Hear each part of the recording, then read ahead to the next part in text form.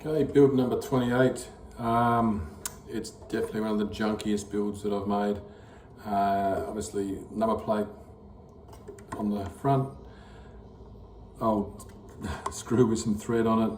Draw handle there. The knobs, which I haven't actually got the knobs on yet, but that's an old CB radio faceplate. The ground wire is exposed coming out of there. Any old car part I could find went on. That's actually a sound hole, so it's hollow underneath. The tuning pegs, all just odds and ends. I had 3 odd ones there. The strap is an old seat belt. The fret pattern on there is a bit different. It's the first time I've tried to do a Dulcimer fret pattern. So that's what's all over the place for. The dot markers are old nail heads and screws.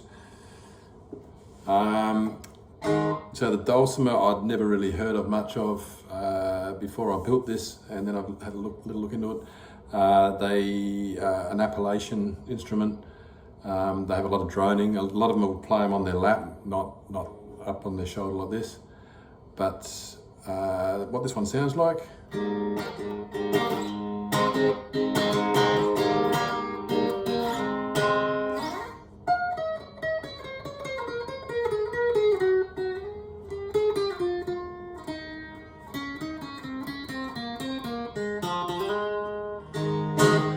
lot of time they seem to leave the low string open and just use the other two.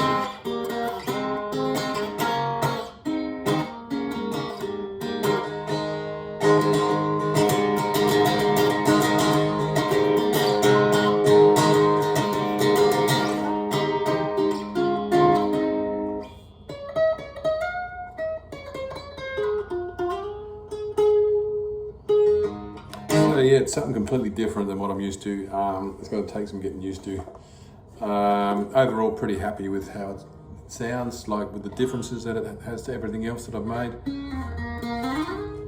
It's got that really, it sustains the note when you're sliding up the string a lot more than anything else that I've ever made. I'm not sure why, what's happening.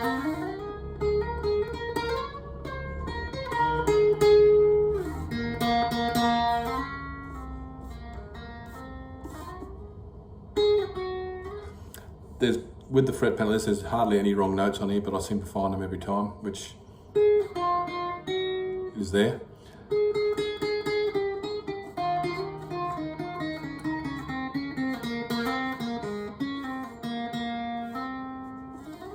This one's actually tuned to A flat, just seems where the strings were comfortably, the comfortable tension. 650mm scale.